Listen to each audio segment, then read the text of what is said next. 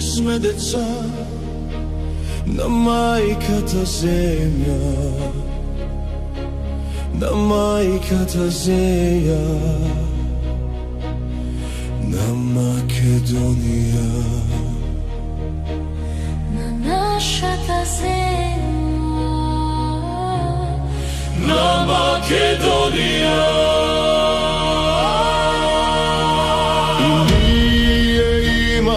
Право да живееме како и другите живот што живеат, а ние страдавме, гладни умиравме.